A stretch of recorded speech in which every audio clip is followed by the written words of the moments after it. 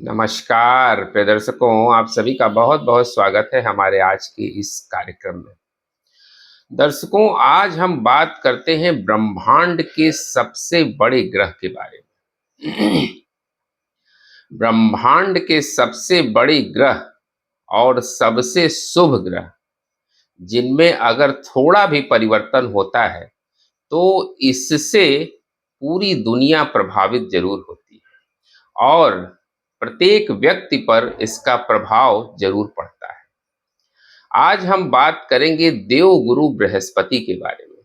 ब्रह्मांड के सबसे बड़े ग्रह देवगुरु बृहस्पति, जो कि इस समय कर्क राशि में उच्च के हैं और शनि के नक्षत्र पुष्य नक्षत्र में संचरण कर रहे हैं। ये अपनी चाल बदलने जा रहे हैं। एक्चुअली 14 जुलाई को देवगुरु बृहस्पति अस्त होने जा रहे हैं। ये अस्त अवस्था देवगुरु बृहस्पति की 14 जुलाई से लेकर 12 अगस्त तक चलेगी, यानी लगभग 1 महीने। जब देवगुरु बृहस्पति अस्त होते हैं, क्योंकि देवगुरु बृहस्पति को शुभता का कारक माना जाता है, 9 ग्रहों में सबसे शुभ अगर कोई ग्रह है तो वो देवगुरु बृहस्पति है। और जब ये अस्त हो जाते हैं तो वातावरण में शुभता कम हो जाती है। अब जब गुरु अस्त हो जाएंगे 14 जुलाई से, तो सारे मांगलिक कार्य यहाँ से बंद हो जाएंगे, यानी विवाह, मुंडन, गृह प्रवेश, नए व्यवसाय का आरंभ, यानी सारे शुभ कार्य जो है वो इस समय बंद हो जाएंगे।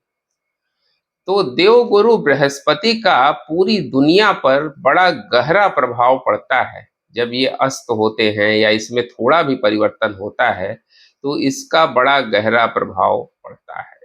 यानी ये 1 महीने का समय एक विशेष तरह की परिस्थितियों को जन्म देगा। ऐसा नहीं है कि देवगुरु बृहस्पति कभी अस्त ही नहीं होते, हमेशा अस्त होते हैं। वो तो ग्रहों की चाल है, तो होगी ही, गोचर में परिवर्तन होते ही हैं। लेकिन इस समय जो प्लैनेटरी कॉम्बिनेशंस हैं उसमें देवगुरु बृहस्पति जो उच्च अवस्था में थे, इससे जो है थोड़ी शुभता इस समय वातावरण में बनी हुई थी। वरना बाकी के जो प्लैनेटरी कॉम्बिनेशंस हैं वो बहुत ही निगेटिव हैं। और जब ये 1 महीने के लिए गुरु अस्त हो जाएंगे तो इसके देश दुनिया पर बड़े गंभीर प्रभाव आने वाले हैं। अब इससे होगा क्या? वर्तमान में जो दुनिया के हालात चल रहे हैं, यानी हम बात युद्ध की कर रहे हैं, तो आप देखेंगे कि इसमें जो है बहुत ज्यादा परिवर्तन आना शुरू हो जाएगा।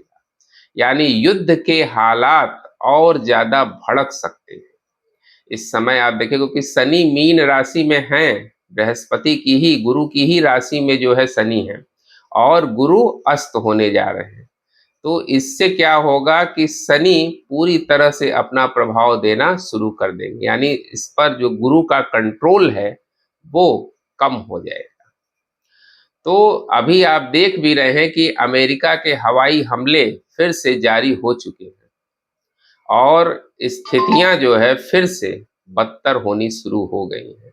जो बीच में सीज फायर जैसी स्थिति बन गई थी, सीज फायर नहीं, सीज फायर जैसी स्थिति थी। हमने कहा था ना कि ये सीज फायर केवल दिखावा है, अंदर अंदर कुछ और प्लानिंग चल रही है। तो आप देख रहे हैं कि फिर से जो है स्टेट ऑफ हॉर्मुज का मुद्दा हाईलाइट होना शुरू हो गया है। दुनिया के क्या हालात हैं, प्राकृतिक आपदाएं अपनी चरम सीमा पर पहुंच रही हैं। अभी 15 तारीख के बाद से आप देखिएगा कि प्राकृतिक आपदाएं और ज्यादा बढ़ने वाली हैं। मुंबई में हालात देख लीजिए कि बारिश की क्या स्थिति है। जहां बारिश हो रही है वहां अति वर्षा हो रही है। तो इस समय देवगुरु बृहस्पति जो है वो अपनी शुभता नहीं दे पाएंगे, जिसकी वजह से जो बाकी के प्लैनेट्स हैं उनके इफेक्ट गहराई से आने शुरू हो जाएंगे। एक तो शनि और मंगल का जो म्यूचुअल एस्पेक्ट बन रहा है, उसकी वजह से भूकंप, आगजनी, इस तरह की घटनाएं जो है वो ज्यादा होनी शुरू हो जाएगी। और एक तरफ राहु का आतंक भी शुरू हो जाएगा। यानी राहु मंगल के नक्षत्र में संचरण कर रहे हैं, जिसकी वजह से आप देख रहे हैं कि भूमि से जुड़ी आपदाएं इस समय दिखाई दे रही हैं। एग्रेशन लेवल लोगों का और ज्यादा बढ़ेगा। तो कुल मिला जुला के जो एक महीने का समय है वो बड़ा टिपिकल दिखाई दे रहा है। एक्चुअली देव गुरु बृहस्पति जो है, जिन चीजों के कारक ग्रह हैं, सुख, समृद्धि, शिक्षा, न्याय, ज्ञान, इन सारी चीजों के कारक ग्रह गुरु हैं। और जब ये अस्त हो जाएंगे तो इन चीजों में कमी आनी शुरू हो जाएगी। और इससे क्या होगा कि लोगों को एक महीने तक बहुत ज्यादा सावधानी रखने की आवश्यकता है। व्यक्तिगत जीवन पर इसका क्या प्रभाव होगा देवगुरु बृहस्पति के अस्त होने का, इस पर हम बाद में डिटेल्ड बात करेंगे। फिलहाल हम जो बात कर रहे हैं कि देश दुनिया पर इसका क्या प्रभाव होगा, ये अर्थव्यवस्था और व्यापार की अगर हम बात करें तो चूंकि देवगुरु बृहस्पति फाइनेंस के कारक ही हैं, हालांकि फाइनेंस के कारक बुध भी हैं, लेकिन गुरु का इसमें बहुत बड़ा रोल होता है। और गुरु जब अस्त होंगे तो इस समय शेयर बाजार में अस्थिरता आ सकती है। हमने कहा था ना कि ये समय इन्वेस्टमेंट का नहीं है। आप इस समय अगर इन्वेस्टमेंट करेंगे तो बड़े नुकसान में पड़ सकते हैं। आर्थिक फैसलों में उलझने इस समय बढ़ सकती हैं, यानी भ्रम की स्थितियां इस समय आपको दिखाई देंगी, क्योंकि राहु पूरी प्रबलता से अपना प्रभाव देना शुरू कर देंगे। शिक्षा के क्षेत्र में अगर हम बात करें तो छात्रों के कैरियर और पढ़ाई से जुड़े जो फैसले हैं या उसमें भी उनको भ्रम का सामना करना पड़ सकता है। यानी उनका एजुकेशन सेक्टर, जो बच्चे एजुकेशन के फील्ड में है, जो पढ़ाई कर रहे हैं, उनके लिए ये समय थोड़ा टिपिकल दिखाई दे रहा है। उनके लिए ये चैलेंजिंग टाइम होगा, उनको बड़े पेशेंस से काम लेना पड़ेगा। राजनैतिक परिदृश्य की अगर हम बात करें, जैसा कि आप देख रहे हैं कि इस समय राजनैतिक अस्थिरता अपनी चरम सीमा पर है और गुरु के अस्त होने की वजह से इस समय न्यायिक व्यवस्था में बहुत ज्यादा परिवर्तन आएगा। यानी न्याय से जुड़े जो मामले हैं उसमें काफी स्लो डाउन की स्थिति दिखाई देगी। विवादों की स्थिति बढ़ेगी, विवाद बहुत ज्यादा बढ़ेंगे।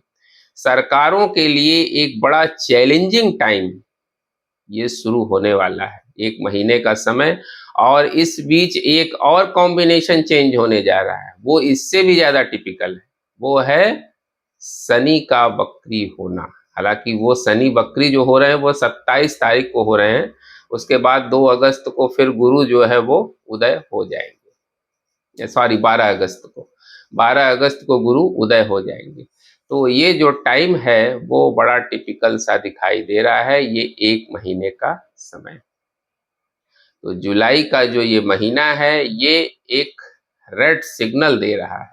राष्ट्रीय अंतर्राष्ट्रीय मैटर जो हैं वो और ज्यादा उलझने वाले हैं। इस समय चीजें बहुत ज्यादा उलझी हुई सी दिखाई देंगी। इस समय आपको डिसीजन लेने में भी दिक्कतों का सामना करना पड़ जाएगा, क्योंकि इस समय गुरु जब अस्त हो जाते हैं तो वातावरण की शुभता जो है वो कम हो जाती है। आंतरिक शांति की अगर हम बात करें कि आंतरिक शांति जो देश में अस्थिरता चल रही है उसमें क्या होने वाला है, तो इस समय जो बाहरी लोग हैं वो इस समय देश को डिस्टर्ब करने की कोशिश करेंगे। हालांकि वो उसमें ज्यादा सफल नहीं हो पाएंगे, लेकिन जब ये गुरु अस्त होगा तो इससे जो है दिक्कत हो सकती है। इसीलिए ना मैंने कहा कि सरकार के लिए ये बड़ा चैलेंजिंग टाइम दिखाई दे रहा है। तो इस टिपिकल टाइम में देवगुरु बृहस्पति का अस्त हो जाना ये बड़े चैलेंजेस की तरफ इशारा कर रहा है। दर्शकों, अगर आपको अपनी कुंडली का कंसल्टेशन लेना है, गोचर में जो ग्रहों के परिवर्तन हो रहे हैं, इसका आपके ऊपर कोई दुष्प्रभाव तो नहीं पड़ेगा, या इसका निदान क्या है, अगर इस विषय में आपको जानना है तो आप मेरे दिए गए इस व्हाट्सएप नंबर पर चैट के माध्यम से संपर्क कर सकते हैं। उम्मीद करते हैं दर्शकों, हमारा वीडियो आपको जरूर पसंद आया होगा। मिलते हैं आपसे अगले वीडियो में किसी नए विषय के साथ। तब तक के लिए हमें आज्ञा दीजिए। नमस्कार।